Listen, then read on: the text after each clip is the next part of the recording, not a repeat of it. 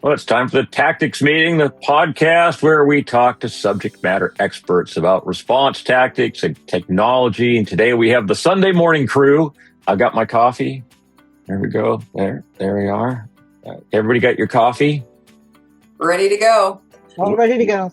With us today, we have Suzanne Lagoni. Suzanne is our resident public information officer, past news anchor, congressional chief of staff, and my personal adult supervision in all things response. Suzanne, welcome to the program.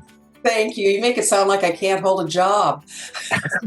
You've had amazing jobs. I mean, I don't know how you do it. I don't know how you've had the career that you had, and you have more energy than I do. You're an inspiration to everyone who knows you. Oh my. On to the next person there. Mark Curtis, I forgot your new title, actually, so I'll let you do it yourself. Senior Director of HSSQE, Designated Person Ashore, Alternate Company Security Officer. Those are good titles, along with President of the Washington State Maritime Cooperative Board of Directors, for which we are very thankful for your participation. And Agneta Dahl, who I've done drills and responses with since, I think, 2013, maybe the number, somewhere in there. Before, 2010. Yeah, while you were, when I was still with MSRC. Yes. Right. And you were still in Coast Guard Blue. Yes, I was. So, Agneta, tell us a little about what you're doing now and about your drill design and facilitation experience.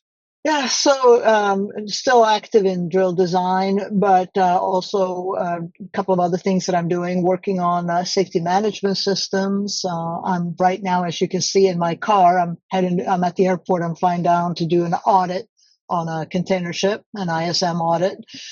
So drills, exercises, training, plan writing, SMSs, and ISM audits. So a little bit of everything. Yeah. Well, that's great. And I look forward to doing other things with you as time goes on. And a new member of our team, Liesl Peterson, who brings a different perspective than our oil spill shipboard emergency response group here. Liesl comes from healthcare, from hospital emergency management. Liesl, why don't you introduce yourself and tell us about your experience? So I've been a hospital emergency manager since 2008, which is when all the rules changed for hospitals post Hurricane Katrina. That was a huge deal for big failures in hospital response. And then all the way through to the first 2 years of COVID, where I was the operations section chief for those 2 exhausting years. So hospital. Yeah, well, it's great perspective too, because when I talk about objectives for oil spill response, they're pretty standard things: ensure the safety of responders and the public, control the source of the spill, etc. But although Liesl and hospitals are still using the incident command system, where our operations section is going out and cleaning up oil, their operations section are the people who are actually putting their hands on patients, who are taking care of people, and their objectives are a little different. So before we start talking about drills, and exercises, which is the real purpose of this podcast, Liesl, can you tell us what your primary objectives are when you stand up incident command? Sure. The safety of patients, visitors, and staff, to communicate a common message, and to stay open for care. Stay open for care. That seems like a good thing. If I need the ER, it would be great when I arrive there that the doors actually open and that there's a doctor and a nurse on the other side of those doors. But it is not helpful if you close everything and send everyone home. So that's usually a main focus. Right. And you just had an incident not that long ago that maybe will be worth talking about. But I was thinking, as we come to the end of I think it's a pretty busy drill and exercise season that started for me in August and went all the way through the end of November. So I've been to, like a dozen worst case tabletop exercises this year alone. And I was pretty disheartened, really, by how we're doing these things. I mean, it's been the same thing since basically the early 90s, especially for worst case oil spill drills, where we start with a pre-canned ICS 201 kickoff at near the beginning of the planning cycle with a 201 briefing and go through a planning meeting. And yet we don't develop any of the products that come after, right? We never actually complete the incident action plan. We don't write the tool for task assignments. We don't do any of that stuff. And then I get to a real event and I find that people just don't know how to do it, right? They've done this one little cycle. And even the decisions that need to be made by operations, by unified command, by others have been so tightly scripted in order to meet state evaluator credit that people seem incapable of responding in the moment. So maybe that's a harsh evaluation, a harsh criticism. But since all of you have been involved in this same drill cycle for so many years, I wanted to bring this group together on this lovely Sunday morning and see what you guys thought about where we are in, drills and exercises. And if you agree with me, where do we need to go next? And I'm going to start with Agneta Dahl, who's is a master exercise planner, certified by FEMA. You've designed exercises, big exercises all over the world at this point, Alaska, Singapore, Myanmar, the UK. I mean, you come with a very unique perspective. What do you think about where we are in specifically tabletop exercise design today? Well, it's a big difference between sectors. If you're looking at the marine sector, you're looking at inland. I have also started working with railroads. So I've been working with railroads both in the U.S. and Canada, and the railroads haven't had to be in compliance with Open 90 for as long as the marine has. So they are where the marine was, 15, 20 years ago. So they're catching up.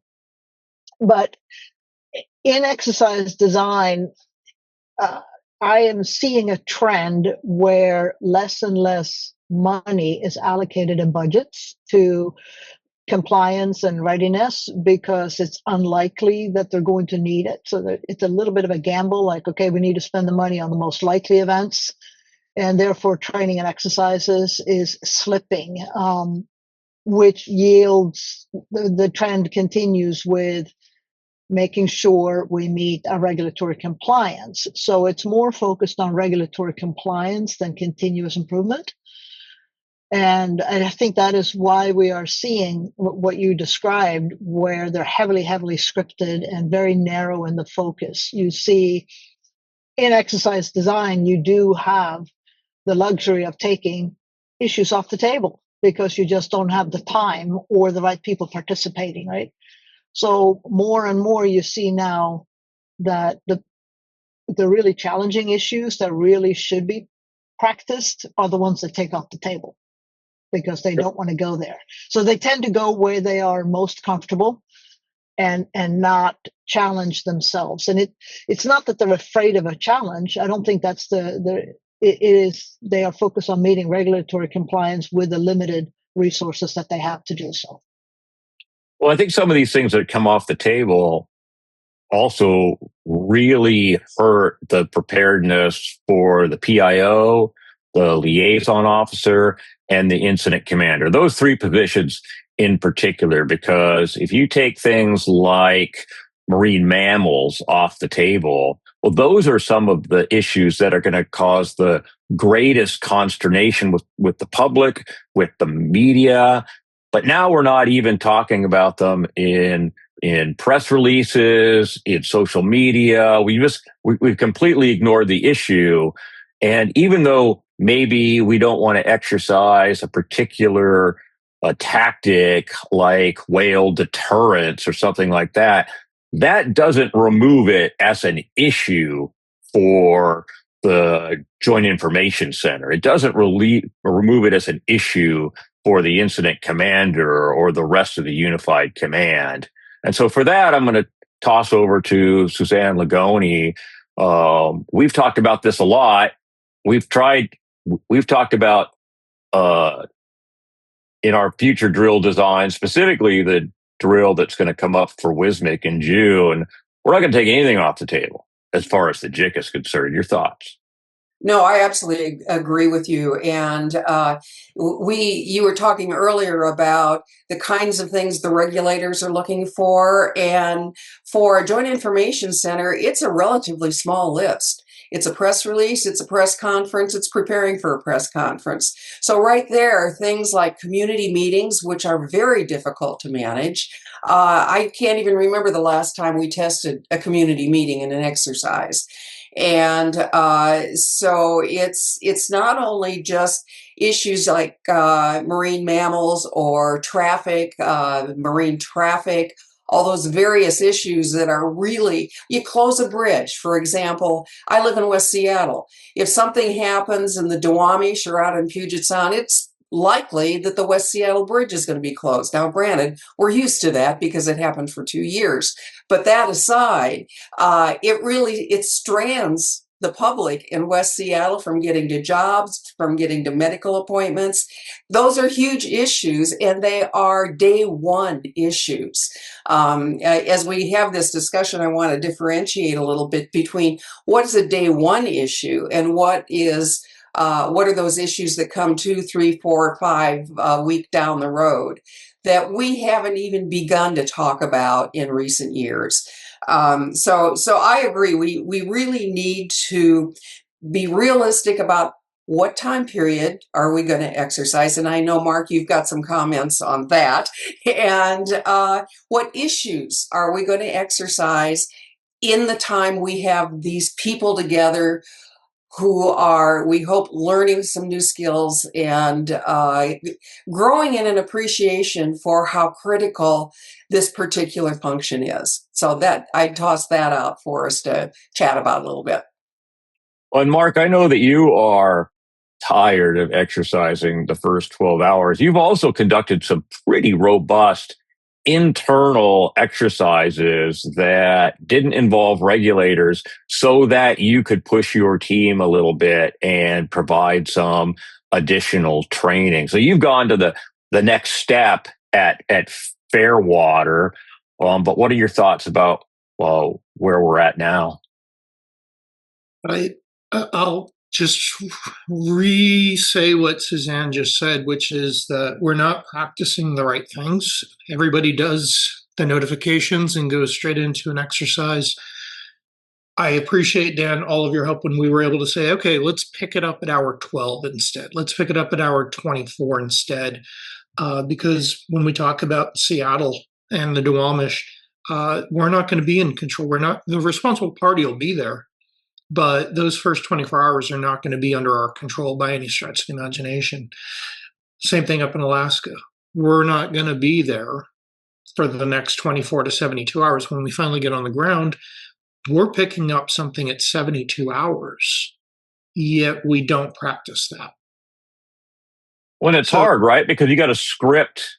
In order for people to pick up at 72 hours, you have to build a command post. You have to write 2 previous incident action plans. You need to create a situation map that depicts, 48 hours of activity. So that means that rather than spend your money on drill day, you got to spend your money and time in the design phase to really set the stage. Although it would be interesting if you could build a first 48 hours as a template that you could then just kind of recraft a little bit when you wanted to do that. It's like, all right, here's what the first 48 hours looks like. Here's everything that needs to be on the map. If we built that template, then maybe it would make a little more sense to design drills that kick off at that point.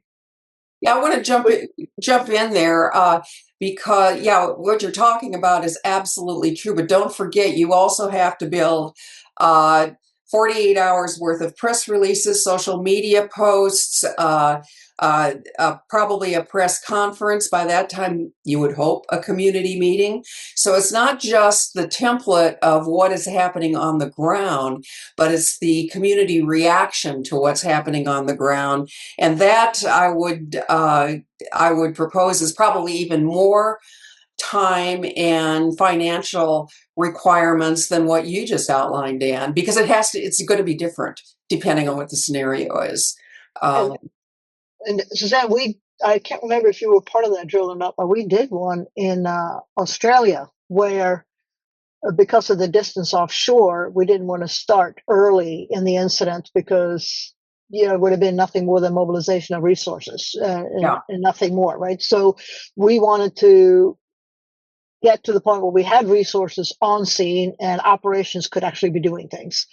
And it was a very heavy lift to design 5 days worth of actions, but it was a majority was mobilization of people, resources. And what we did to get people into exercise mode was that we started sending daily sit reps to the exercise participants. So we did a daily summary. We wrote up a sit rep and we sent it to all the people that were registered for the exercise so they could kind of follow the incident as it evolved rather than trying to absorb 5 days of activity in an in-brief for an exercise. That's just too much information. So in a real situation, they would have been watching the news. They would have been getting briefings from, whoever they're working for. So we try to simulate that by generating sit briefs that went out to all the participants so that they already had their head in the game when we started the exercise. And it actually worked quite well. But like Suzanne said, it's a lot of design in the front end of that.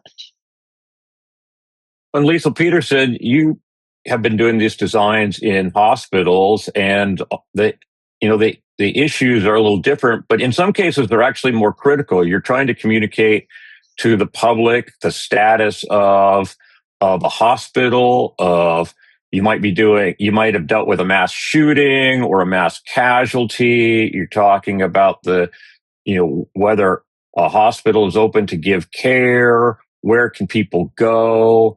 How do you manage to develop drills that get people prepared for those kinds of situations?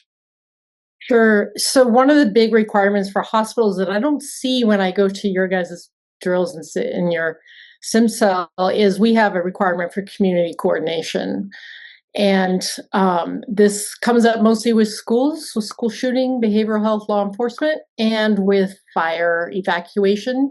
And if you haven't been in a community meeting for a fire evacuation, you need to go to one because Suzanne is 1000% correct. It's a room of angry mob, just trying to figure out what's next, how to get help, where to go, all those things, and when they can get back into their house. And Fire Command usually does their briefing from safety, and they do an excellent job. If you have an opportunity to do an evacuation or a fire community meeting, just go. But we do a lot of skipping ahead. Well, some emergency managers and hospitals do. We do a lot of skipping ahead past the reactive. Well, we're sometimes still in the reactive phase, but we have a lot of artifact in hospital drills where we move too fast through the hospital. So we're always trying to jump 6 hours further ahead, 6 hours further ahead.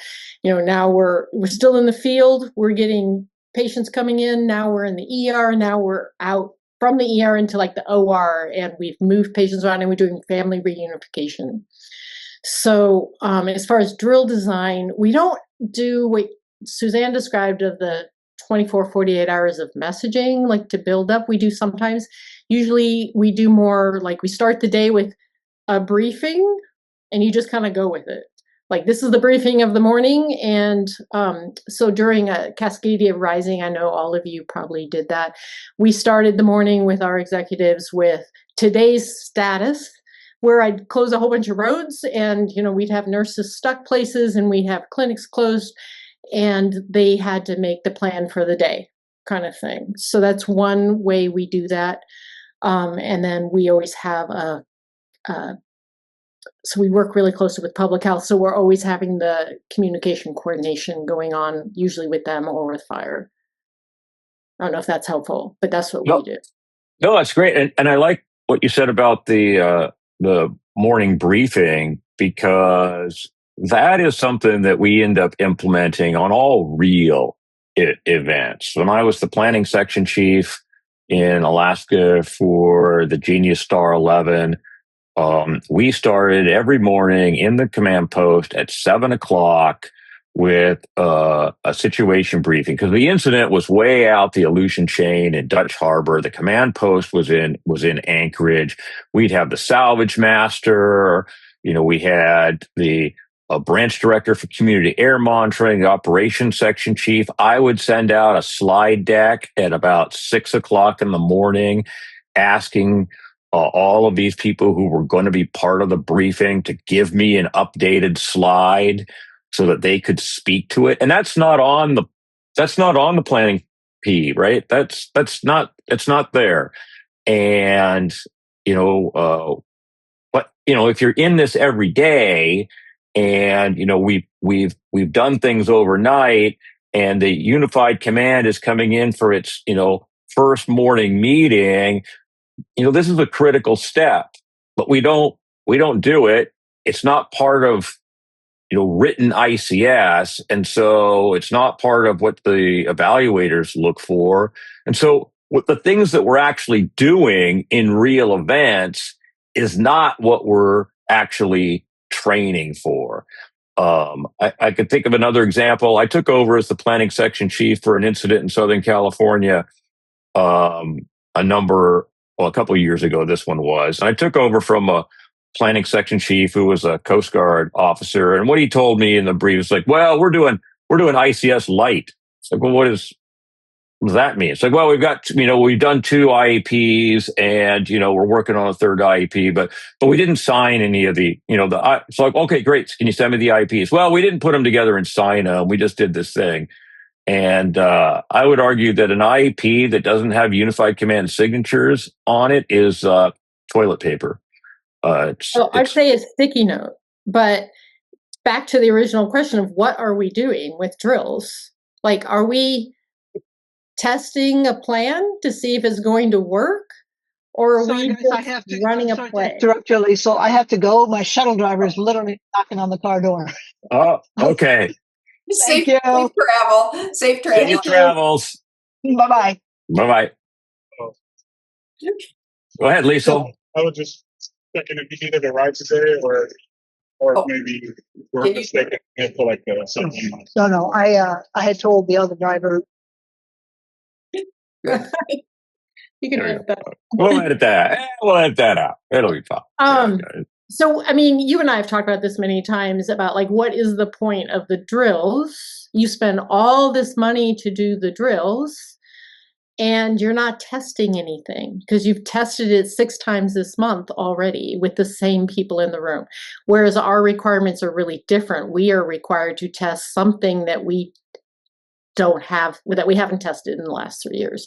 For instance, like family reunification or community messaging or just the mass casualty response itself. So our events are different. They're either really short, like 4 hours, or they go on 4 years. Sorry, COVID is traumatic. I'll never get over it. So it's a little bit different, but a lot of your events go on really long, and you never get to the slog, in your drills.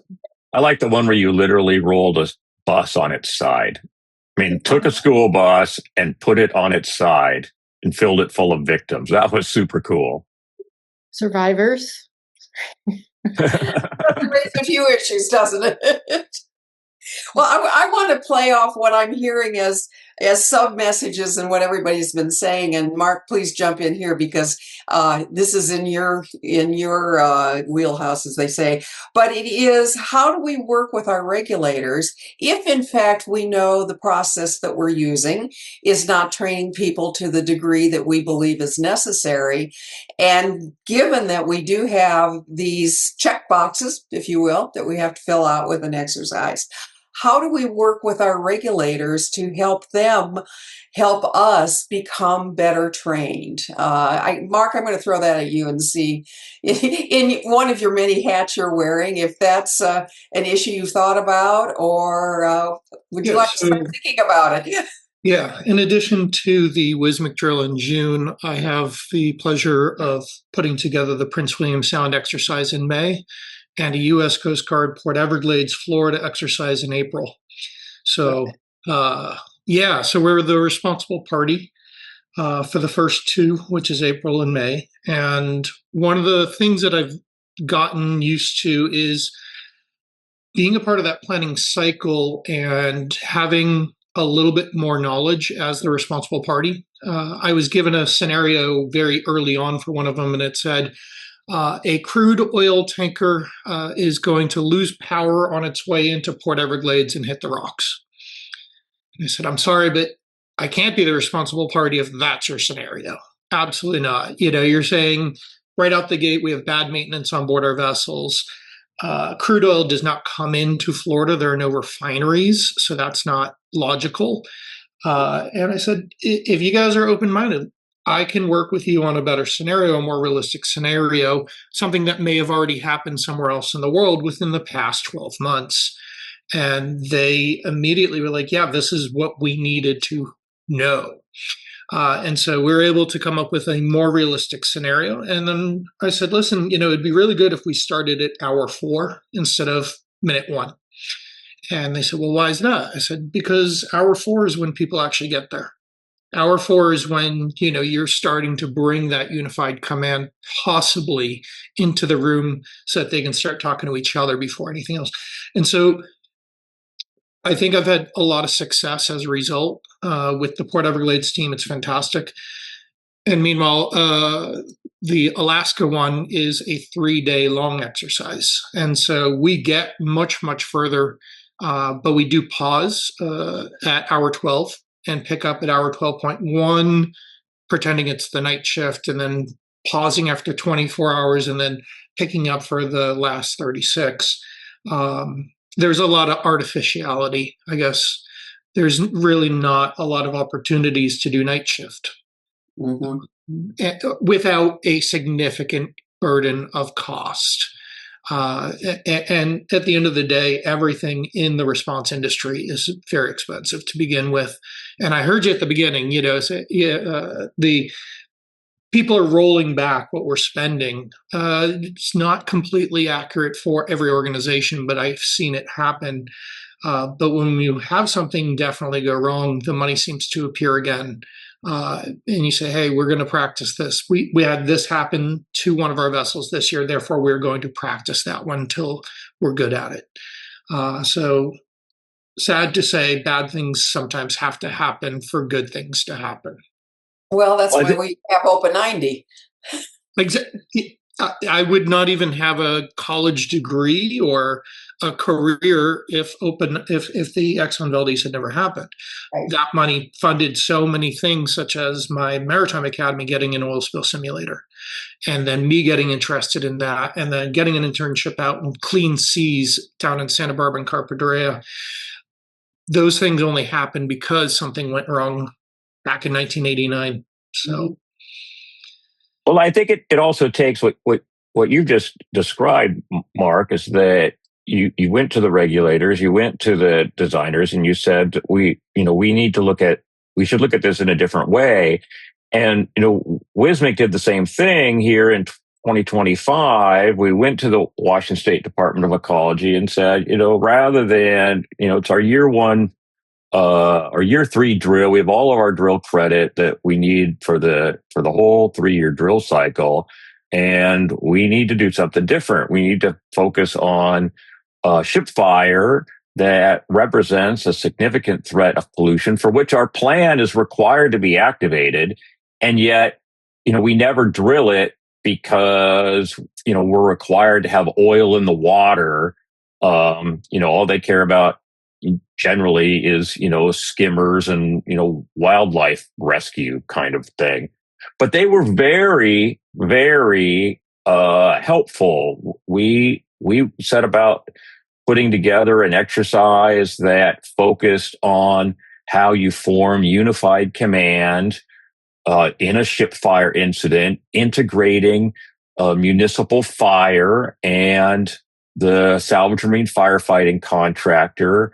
And we conducted in front of a live audience the initial unified command meeting and the objectives meeting for an incident that didn't have any oil in the water, but had significant smoke in the air.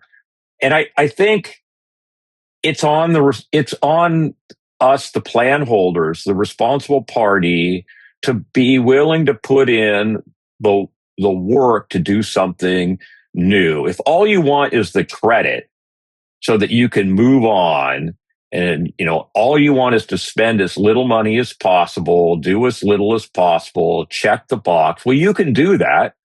That's totally fine. But then you end up with a situation later that's kind of like a situation Liesl had a few weeks ago. And I don't want to name any organizations or anything, but Liesl, can you give us a brief description kind of what happened and what standing up incident command looked like in this situation?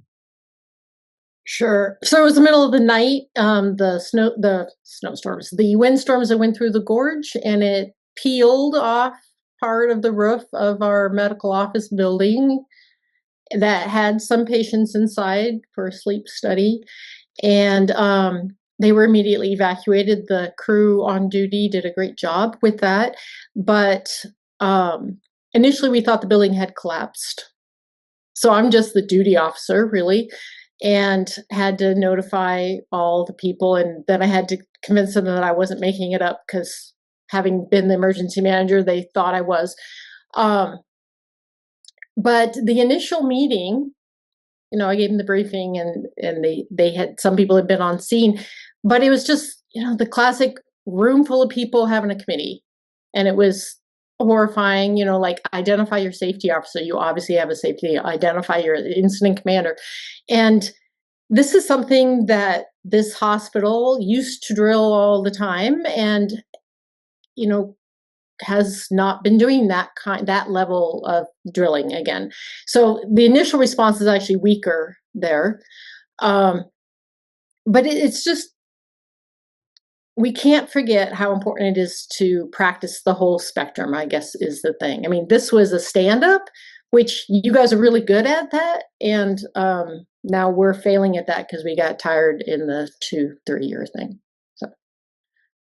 Right. That's what happens, right? We get complacent. People move on. We see this in in every organization. The people who have experience move on. We bring in new people. Maybe we haven't done a good job of passing the baton. The entire oil spill response industry is starting to look pretty gray around the temples, and we don't have a lot of new blood coming in, and even coming out of the Coast Guard, out of the strike teams, where we used to get people, because we don't have oil spills in the United States the way we used to. When I started in this business in 97, we would get called out for some kind of oil spill about every other week.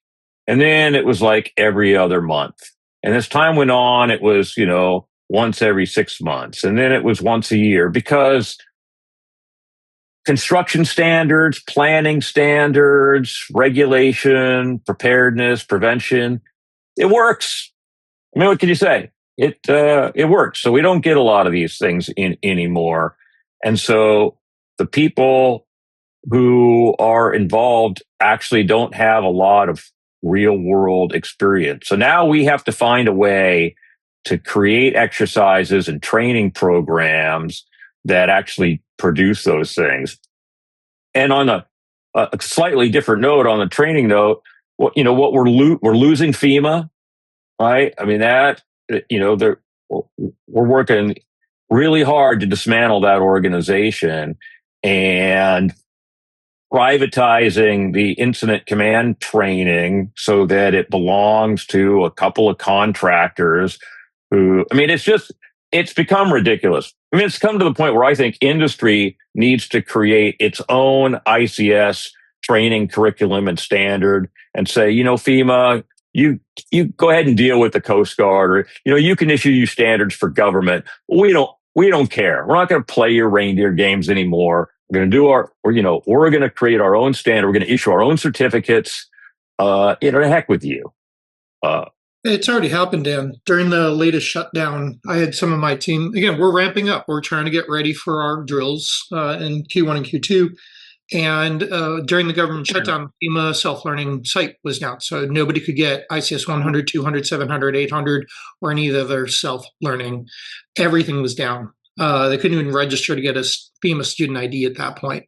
So for us not being government, not being an umbrella plan holder, but being a actual responsible party, that would put us in a really bad position, to your point just now. So one of the side notes that I wanted to throw out there is whenever we do these exercises as responsible party, and I get asked at least every other month if we would be a responsible party, I have to say no a lot. But the one in Port Everglades, they're not looking to test our plan. They have a new area command plan that they need to test out. So they just needed us. Up in Alaska, when we do the Valdez one, they have so many different tactics and standards that the OSRO needs to practice that it becomes a bit of a bartering over the plan in general, saying, okay, you have to do a field deployment. We've already done this one, this one, this one, this one, this one, and this one. So you got to do this one instead. Regardless of what I was walking through the door in my head. And that's just the truth of the matter is California, you get your planning standard. I'm not even allowed in the door, theoretically, to as a responsible party. I cannot have my incident commander because my incident commander doesn't have the level of training required by the state of California. So it's going to be somebody from Gallagher being my incident commander on behalf of. So all of these standards are really working the responsible party out of the system, or even having that level of creativity that you've been talking about this whole time right now to say, well, we're not going to do an oil spill. We're going to do a fire on board significant enough to smoke out the downtown area, wherever it might be. We're going to do a grounding and a collision. And guess what? If you ground a vessel today, because of the technology, the chances of an oil spill, even if it's an oil tanker, are way limited because double hulls. So all of these things, are preventing us from getting more creative with our exercises. Now, it's my rant. I'm going to step off of my milk box, but we're going into some of these things with our hands ahead, and which is why I do a lot of my exercises without officials.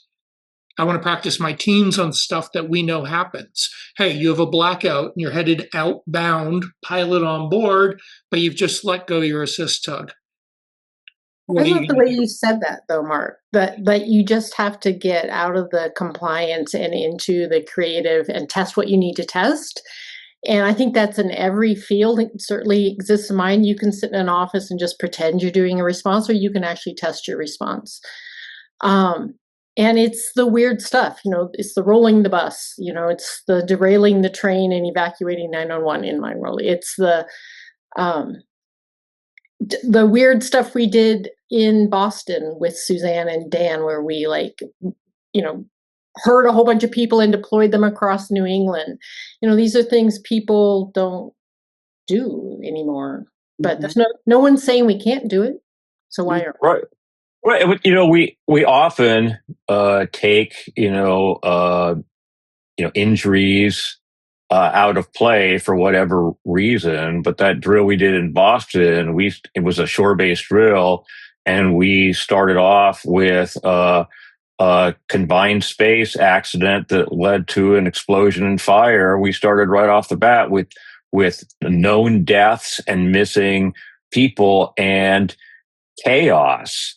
And we had a great role player play the wife of one of these people who was missing, and she's on the phone, and the PIO ended up passing this call to the CEO of the company, and it was so real that he started crying and went into a coat closet for privacy to take the rest of that call. And one of the people who participated in that drill, she went home and she was talking to her husband about this thing. And he's like, well, wait. This was a drill, right? This was right. Cause she was traumatized by what we did there. And that's because it wasn't, that team woke up. That was a crisis management team exercise, not an oil spill exercise, right? We were doing it completely internally. It had no regulators.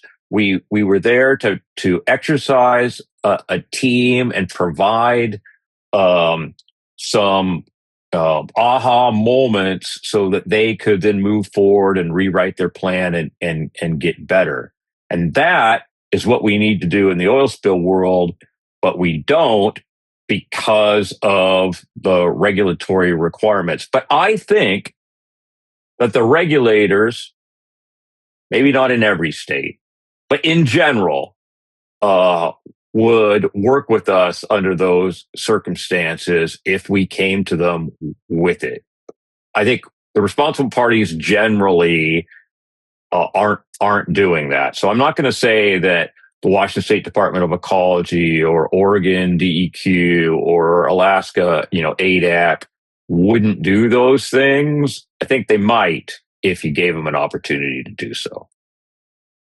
Well, it's probably going to take some preliminary discussions several times, mini summits, if you will, about where we are, a real honest assessment of where we are as industry, where the public is, where the regulators are, and build it from there. It is almost a fundamental sea change for the way we do business, and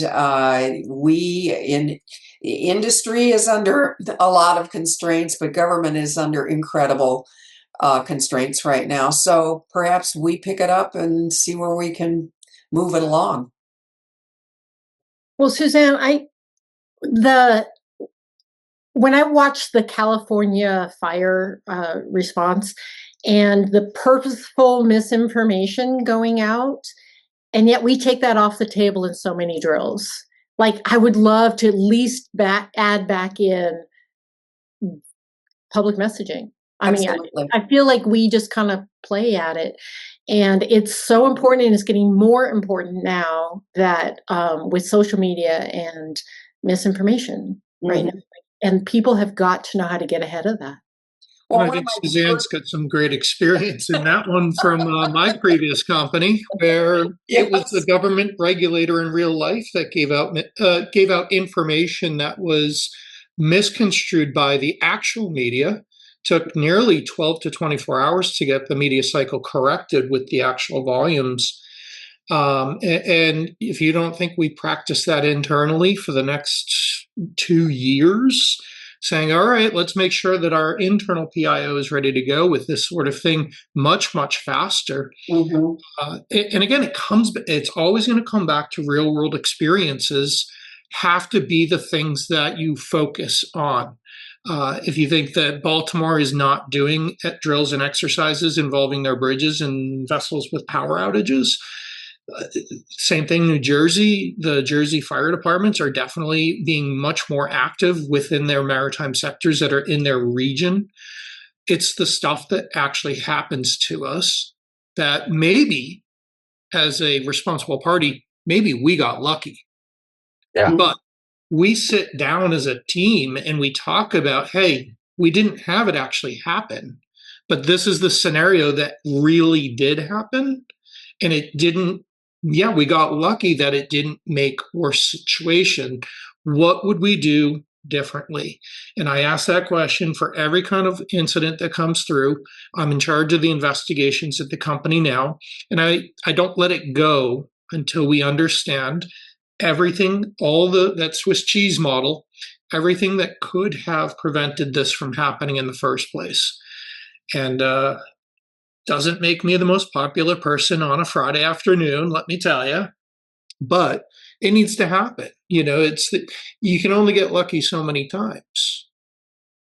Well, and one of the things, as we look forward, I'm going to go back, following up on what Liesl said about controlling messages and getting messages out. I probably am not the most popular person amongst some incident commanders because in Washington State, we have developed a form that basically gives the PIO, the JIC, the authority to use information in the 201, the 202, to start doing immediate messaging. We don't have to wait 3 hours for a unified command to approve 3 bullet point messages, which sometimes still happens, unfortunately. But we have this form. It's in the JIC manual for the Northwest Area Contingency Plan for Washington and Oregon. Haven't seen it show up yet in California or Alaska, but we're trying. But it basically, I want a PIO to work with the planning section chief that as soon as that unified command comes together, that PIO is in there with this form out of the plan, and the unified command signs off on it. And within a minute, the PIO can go back, look at the various forms and say, okay, we can use this as a message point. We can use the objectives of the response as key messages. It's all sitting right there. We can do it. But we need to have that unified command and that planning section chief understand that, no, that doesn't fit on the planning P that a PIO comes into the room with this. No, you've got to wait. You've got to wait your turn. And we can't wait our turn. We've done that, and we're losing the game. So thank you, Liesl, for bringing that up, because obviously it's something that I get a little passionate about. And a hero. No. Well, it is something we can drill, and I will bring it up with every exercise that I'm doing SimCell in. Is here's the form. Get in there, get it signed. You can start messaging right away then.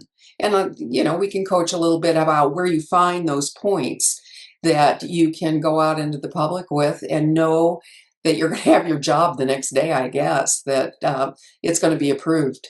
But there's also the element that I think we need to add in drilling in all sectors is this. So, 10 years ago, even, you didn't have to deal with the misinformation or the disinformation, the active sabotage of your good intentions. And we're starting to see it in responses now. And we better start practicing it, how to get out there with accurate information, because it can be very impactful to the company. Well, and as we look at AI, which is a frightening technology for any communicator,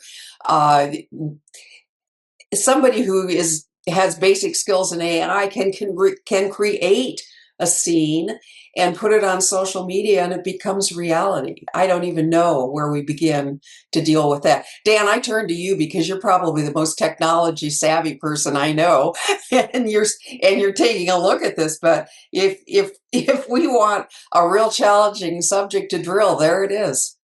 Well, you're right. And the recent release of ChatGPT 5.2, their image generation, jumped by, another order of magnitude. It is quite incredible. I took a selfie the other morning over coffee, and I told it, hey, take this image, remove the background, put in a solid blue background, fix my hair to look more professional, and put me in a blue button-down Oxford because I was just sitting there in my bathrobe. And damn if it didn't do just a great job, right? You couldn't tell the difference. And I told it to make me look like a Viking, and Liesl didn't like that picture so much. But I mean, you're right. You could create this whole, fictitious scene. And it reminds me of when Shell had the drill rig in Seattle that they were using in the Chukchi, and somebody created, I don't know if it was a fake social media feed or if they had actually hijacked Shell's social media feed. It was fake, but it looked very real. It looked very real. And that was at least 10 years ago. Yeah, and they did some damage there, and putting out the incredibly, callous, some might say stereotypical kind of big oil kinds of comments, well, we're going to do whatever we're going to do kind of comments, which is not what Shell was saying, right? It's completely fake, to Liesl's point. And now you've got to combat that. And how do you combat that? Well, you get out very early and create a feed of information that people can find. People can find it. That's an important and very difficult piece to do, right? That URL, you've got to have a trusted, like a Twitter feed, Facebook that already has lots of followers. You need to be, reposting on the ecology site, on the Coast Guard site. You need to be bringing people into this feed. And we practice that to some very tiny extent. But the pieces that are hard, like, okay, we're going to set up a website. So we're going to put information on a website. Well, nobody has that URL. Nobody's following that website. That website is just sitting in the dark, right? And we need to be able to quickly go out and, go to GoDaddy or Hover or whoever and buy a URL. We've got to direct that URL to the new website. We've got to get that out onto social media. And it's why even before that, we have to head off the bad information that could possibly come from, the regulators. And that's why in my role as the primary WSMIC incident commander, our process is to activate the PIO immediately. And as you know, since you're my PIO, and the purpose there is not to put out a big, a tweet. We're not going to, put out a holding statement. The purpose is to get a hold of all of the PIOs from all of the responding agencies and make sure that they have factual information so that they don't say something stupid that we then have to spend the next 12 hours walking back, right? So when you don't activate the PIO, when people are like, well, I wonder if we're going to need our PIO. If you're asking yourself that question, the answer is already yes, and you're already late, right? Yeah, absolutely. Right. I mean, this event that I was telling you about from just last week, the next day on social media was all these patients. Where do I go for my clinic appointment? Obviously, the clinic's closed, right? But they had no PIO up. And it's super disappointing, but also it's the most important job if you have a public facing anything. So well, and I think the model, at least most of the places I've been, see what your fire departments are doing. See what your police department, they know how to do it. I was going to say the best version of what Dan was describing of spinning up an event is Fire Command. Yeah, absolutely. Wildfire Command. They do it every year, multiple times, and they're really good at it. They're very good at it. Yeah. They've been very busy in the Pacific Northwest with all of the flooding. They're the ones that are out there and they're trusted. Yeah. Everybody trusts the fire department.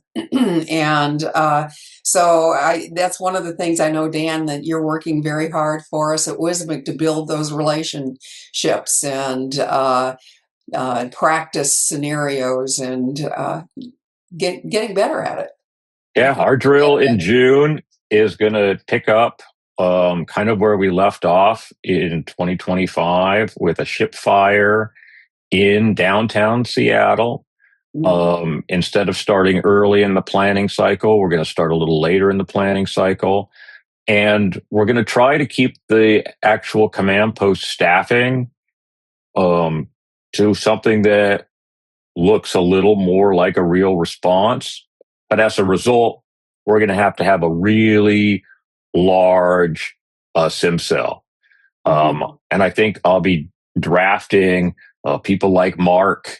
You know, our board of directors at Wismic are all really experienced responders. And the idea that they should just sit on the sideline, I want to bring them all into the sim cell where they can use their expertise to work alongside the fire department as we role play this simulation, so that the responders in the command post have to actually respond to information that's coming in.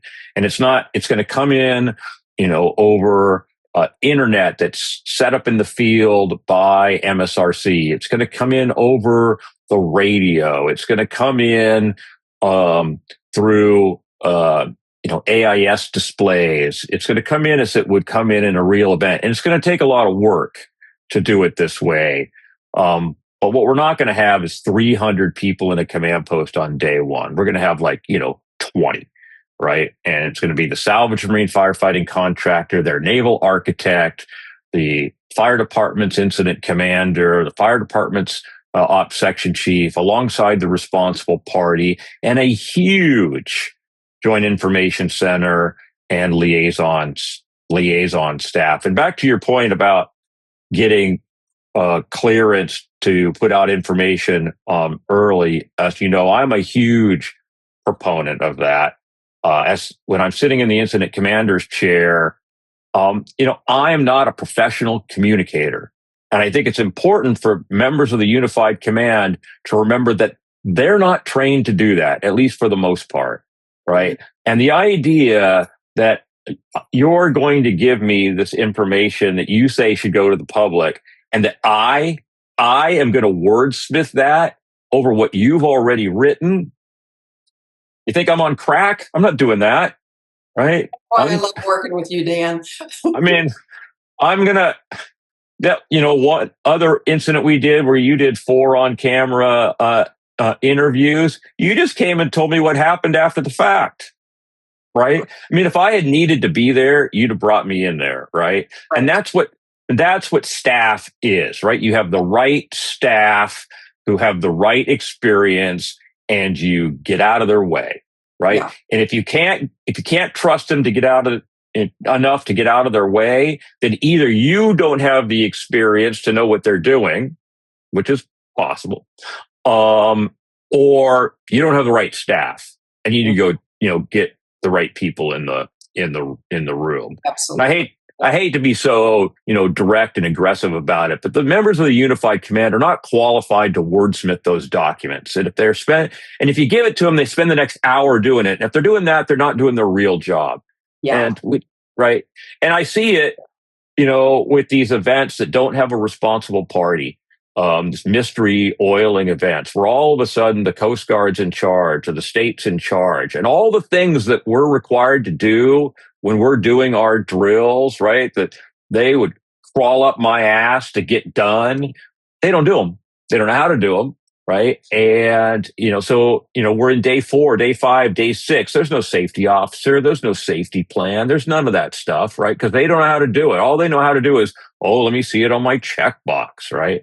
And I just don't want to see us and our teams end up falling into that same position where we're no longer qualified to do the work. Mm-hmm. But we need to start training young PIOs. Oh, boy, yes. That is hard to recreate. I'm working on a cloning process right now. Yeah, let me know when that's ready, would you? Right. I need 3 of you. You can have one at home and one at permanently on vacation, Okay. and one that's permanently working. Right. That's how.